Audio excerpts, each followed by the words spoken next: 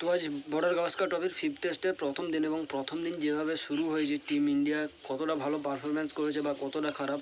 Australia কতটা ভালো performance করেছে বা অস্ট্রেলিয়া কতটা খারাপ পারফরমেন্স করেছে তার আগে বলে রাখা ভালো। ফিফথ টেস্টে ক্যাপ্টেন রোহিত শর্মার পরিবর্তে নতুন ক্যাপ্টেন এসছে জাসপ্রীত বুমরা, এবং জাসপ্রীত বুমরা এই বর্ডার গাভাস্কার ট্রফির দ্বিতীয় ক্যাপ্টেন্সি ম্যাচে টসে জিতে এবং ব্যাট করার সিদ্ধান্ত নেয়। তো রোহিত শর্মাকে বোস করিয়ে তার জায়গায় সুমন গিলকে খেলানো হয়, এবং সুমন গিল এবং রোহিত শর্মার পারফরমেন্সের মধ্যে যদি আমরা আকাশ পাতাল পার্থক্য করি তো দুটোই পাতালে আছে, কারণ আকাশের দিকে পারফরমেন্স যাওয়ার মতো কোনো কিছু ছিলই না।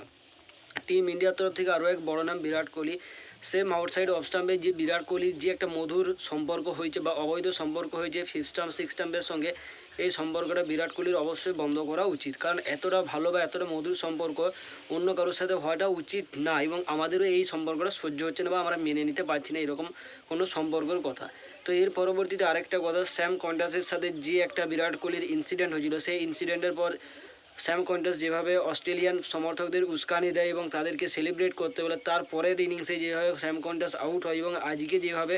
স্যাম কন্টাস পারফরমেন্স দেয়, তার পেছনে জাসপ্রীত বুমরা এবং আমাদের 11 জন খেলোয়াড়, অর্থাৎ তোমরা আমাদের এক প্লেয়ারের সঙ্গে ঝগড়া করেছিলে, আমাদের 11 জন প্লেয়ার তোমাদের সঙ্গে ঝগড়া করার জন্য প্রস্তুত আছে।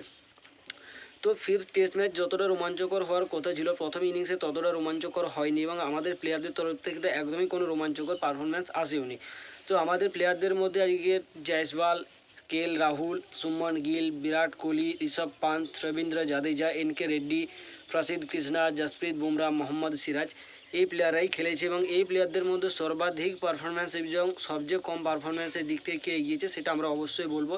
তার আগে বলে রাখা ভালো, আজ মিচেল মার্শের পরিবর্তে ভিউ ওয়েবস্টার এসেছিল অস্ট্রেলিয়ান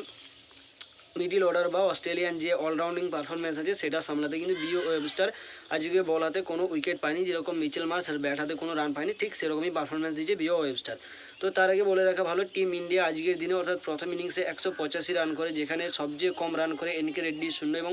সবচেয়ে বেশি রান করে ঋষভ পান্ত 40। তো উপর থেকে শুরু করলে অর্থাৎ টপ অর্ডার থেকে শুরু করলে ইয়াশাসবি জয়সওয়াল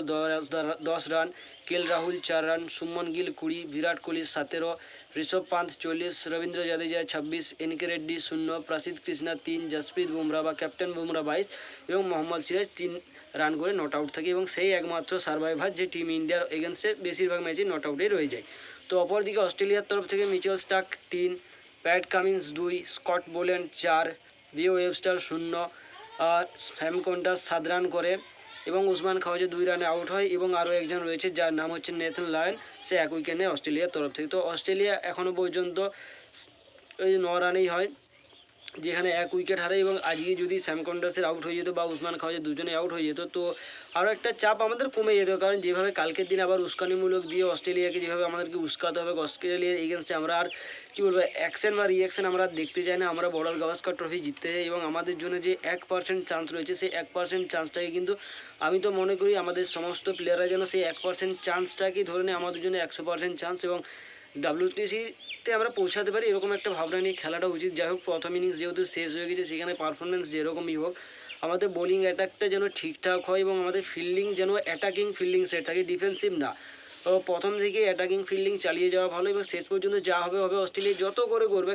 এই ম্যাচটা ড্র হয়ে গেলেও ট্রফি কী হবে সেটা একটা পরবর্তী কথা, কিন্তু এই ম্যাচটা যেন আমরা জিততে পারি সেরকম একটা মনোভাবনা নিয়ে আমাদেরকে খেলতে হবে, বা সেরকম একটা চিন্তাভাবনা অবশ্যই থাকা দরকার। বাকি বাদ